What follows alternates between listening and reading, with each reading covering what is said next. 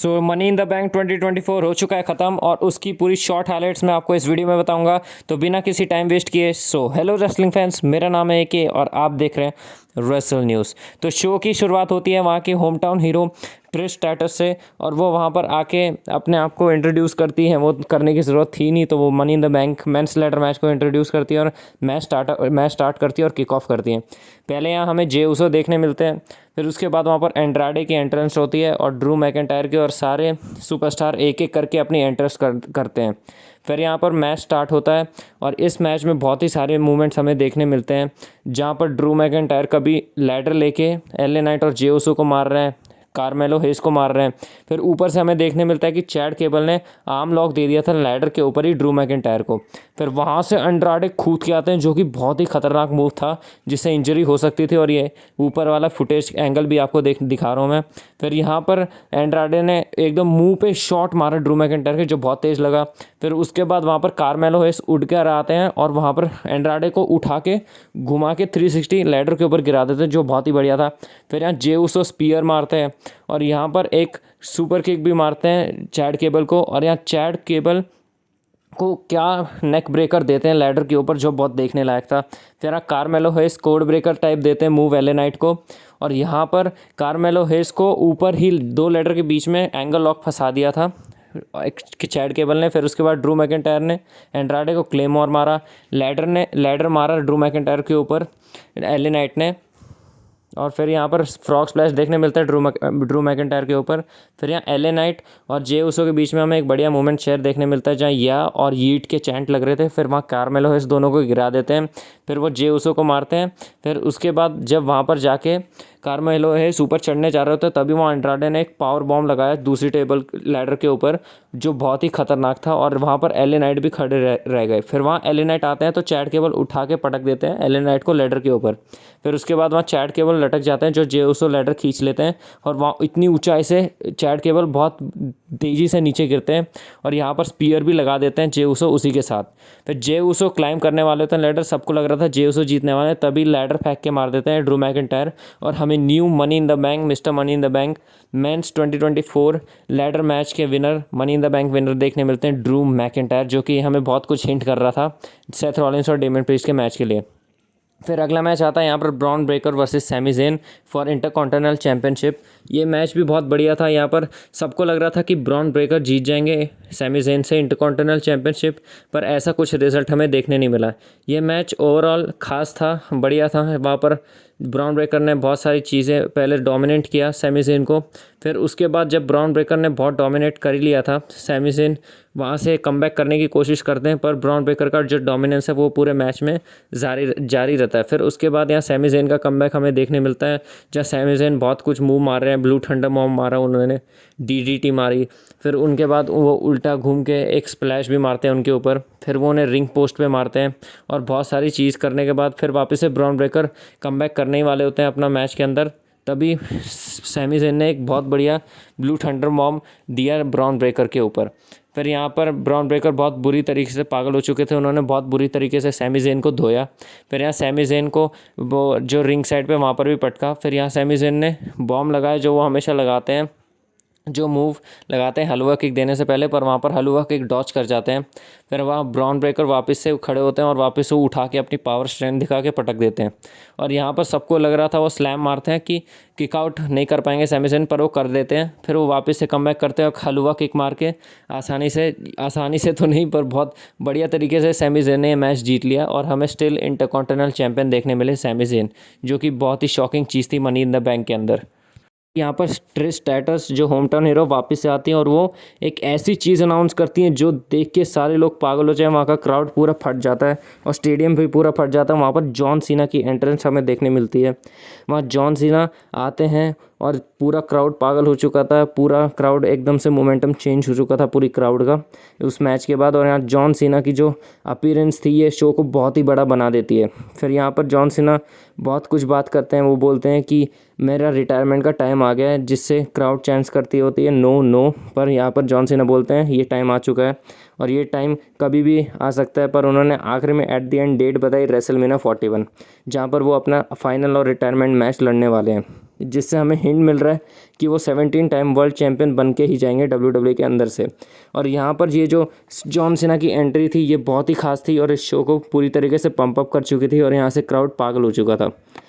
फिर यहाँ पर हमें सेथ रॉलिंस की एंट्रेंस देखने मिलती है जहाँ पर ये मैच होने वाला था वर्ल्ड हैवीवेट टाइटल के लिए। फिर डेमियन प्रीस्ट आते हैं वहाँ पर और ये मैच बहुत ही बढ़िया था। यहाँ पर बहुत ही बढ़िया क्लासिक मैच था हमें देखने मिला। यहाँ डेमियन प्रीस्ट सेथ रॉलिंस ऐसा दोनों में से कोई नहीं लग रहा था कि कोई डोमिनेट कर रहा है।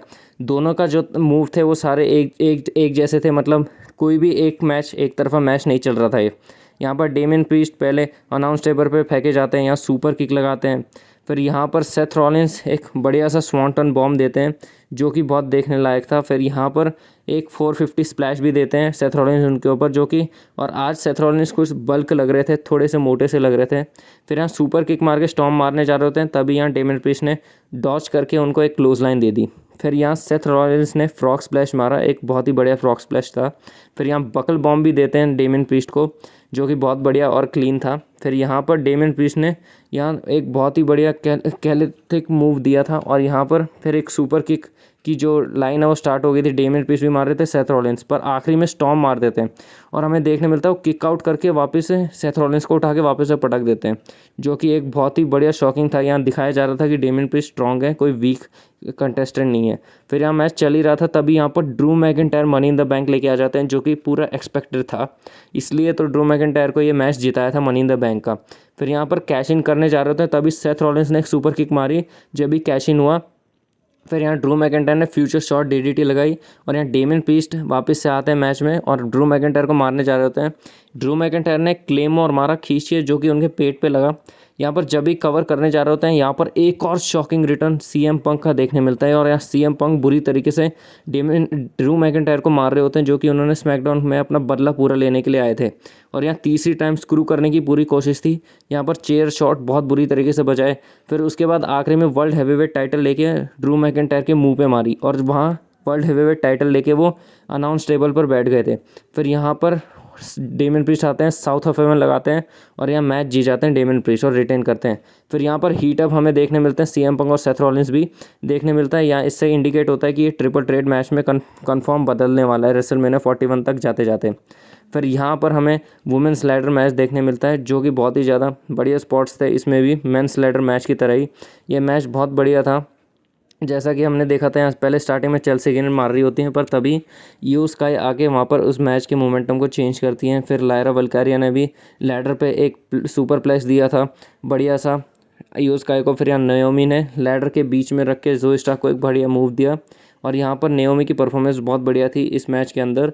यहाँ नयोमी ने बहुत ही सारे मूव दिए थे, DDT जैसे या स्प्लैश जैसे लैडर के ऊपर मूव सारे लोगों को। फिर यहाँ टिफनी स्ट्रैटन CD लगाती है ईओ स्काई के पेट पे और ऊपर चढ़ जाती है, जो कि बहुत ही बढ़िया था।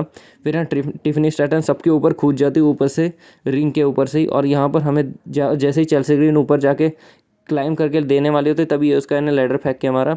फिर ईओ स्काई ने लायरा वल्कारिया को गिरा दिया। फिर यहाँ पर ईओ स्काई को ऊपर से लायरा वल्कारिया ने एक सुपर प्लेस दिया, जो कि बहुत ही बढ़िया था, देखने में बहुत बढ़िया लगा और ये ऊपर से उनकी फुटेज है। फिर यहाँ पर नयोमी ऊपर चढ़ने जा रहे होते तो दोनों ने, ज़ोई स्टार्क और टिफनी स्ट्रैटन ने लैडर खींच दिया और ज़ोई स्टार्क ने एक बहुत ही बढ़िया मूव दिया स्पीयर टाइप। और फिर यहाँ पर टिफनी स्ट्रैटन को एक सुपर किक दी ज़ोई स्टार्क ने और यहाँ पर एक बहुत बढ़िया मूव देखने मिला, जहाँ ज़ोई स्टार्क चढ़ रही होती हैं, लायरा वल्कारिया आती है और उनको लैडर के ऊपर पटक देती हैं, जो वहाँ पर टंगा हुआ था रिंग के पास। फिर उसके बाद यहाँ पर चेल्सी ग्रीन ने नयोमी को फेंक दिया और यहाँ पर एक बढ़िया सा मूव देने के बाद चेल्सी ग्रीन नयोमी दोनों गिर जाती है।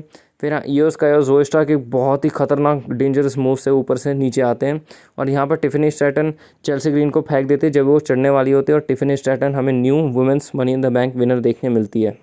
फिर यहाँ पर हमें मेन इवेंट देखने मिलता है मनी इन द बैंक का, जो blood line versus Cody Rhodes, Kevin Owens and Randy Orton. ये मैच स्टार्टिंग में बहुत हीटअप हो रखा था। यहाँ केविन ओवेंस बहुत बुरी तरीके से गुस्से में थे, यहाँ पूरी तरीके से टामाटोंगा को डोमिनेट किया गया, कभी कोडी रोड्स मार रहे हैं, कभी केविन ओवेंस मार रहे हैं, कभी रैंडी ऑर्टन मार रहे हैं। पर यहाँ पर मोमेंटम चेंज किया हम जेकब फाटू ने, जहाँ उन्होंने रैंडी ऑर्टन को पहले धोया बहुत बुरी तरीके से, जहाँ पावरफुल दिखा रहे थे जेकब फाटू को, जो कि दिख रहा था। फिर यहाँ सोलो सिकोआ ने भी रैंडी ऑर्टन को बीट किया। फिर उसके बाद वापस से टामा टोंगा आते हैं, जो वापस से पिटने के लिए आते हैं। इस पूरे मैच में टामा टोंगा बस पिट ही रहे थे और कोई काम नहीं था उनका। या केविन ओवेंस फिर पूरी तरीके से बहुत बुरी तरीके से वापस से टामा टोंगा को पीटते हैं, कैनन बॉन लगाते हैं और बहुत सारे फ्रॉग स्प्लैश, स्वांटन बॉम्ब, बहुत कुछ मारते हैं। बुरी तरीके से हालत ख़राब हो जाती है। पर यहाँ वापस से जेकब फाटू आते हैं और यहाँ मोमेंटम चेंज करके सोलो सिकोआ को टैग देते हैं, जो दोनों ने बहुत बुरी तरीके से मारा। फिर यहाँ डिस्ट्रैक्शन तो ऑब्वियस ही बात है ब्लड लाइन के मैच में देखने मिलेगी। और यहाँ पर केविन ओवेंस ने जेकब फाटू को वापस से मारने की कोशिश की, पर वहाँ सोलो सिकोआ आते हैं और वापस से मोमेंटम ऑब्वियस ही बात है ब्लड लाइन के पास ही रहता है, जो कि पूरे मैच में देखने मिलता है। फिर यहाँ कोडी रोड्स आते हैं और कोडी रोड्स ने चारों ब्लड लाइन के मेंबर को बहुत बुरी तरीके से धोया। टामा टोंगा को क्रॉस रोड लगाया और टोंगा लोगों को ऊपर से कूद के उन्होंने मारा और सोलो सिकोआ और जेकब फाटू को भी मारा, जो कि दिखा रहा था कोडी रोड्स एज चैम्पियन बहुत बढ़िया कर रहे हैं। फिर यहाँ पर कोडी रोड्स आते हैं और जो जेकब फाटू के ऊपर से फेंक देते हैं, जो मेडिकल वाले स्टाफ को लगता है एक मेंबर को जाके जेकब फाटू की लात। फिर यहाँ सोलो सिकोआ रिंग में आते हैं, वहाँ फ्रॉग स्प्लैश मारते हैं केविन ओवेंस और जेकब फाटू को मतलब सोलो सिकोआ को मारने ही जा रहे होते हैं ट्रिपल पावर बॉम्ब, तभी वहाँ पर जेकब फाटू आते हैं और सेव कर लेते हैं सोलो सिकोआ को और बहुत बुरी तरीके से मारते हैं। पर वहाँ पर केविन ओवेंस ने वापस से मोमेंटम चेंज करके सुपर किक मारी और यहाँ जेकब फाटू को फ्रॉग स्प्लैश दे दिया अनाउंस टेबल पे, जो कि जेकब फाटू ने दिया था पॉल हेमन को। फिर उसके बाद यहाँ पर केविन ओवेंस जीतने ही वाले होते हैं टामा टोंगा को मार के पॉप अप पावर बम, पर वहाँ पर लो ब्लो मार देते हैं टांगा लोआ। फिर रैंडी ऑर्टन RKO मारते हैं। सोलो सिकोआ वहाँ पर आके रैंडी ऑर्टन को समन स्पाइक दे देते हैं और यहाँ पर क्रॉस रोड मार के सोलो सिकोआ को 2-3 क्रॉस रोड मारे, जैसे कि रोमन रेंग्स को मारे थे। और यहाँ पर कोडी रोड्स जीतने ही वाले होते हैं, सबको लग रहा था कोडी रोड्स ही अब यहाँ पर जीत जाएंगे और ये टीम फेस जीत जाएगी। पर वहाँ पर जेकब फाटू आते हैं, उन्होंने अपनी पावर लगाई, फिर सोलो सिकोआ ने अपनी पावर लगाई और यहाँ पर कोडी रोड्स स्पिन होते हुए देखते हैं, जो कि बहुत ही बढ़िया थी।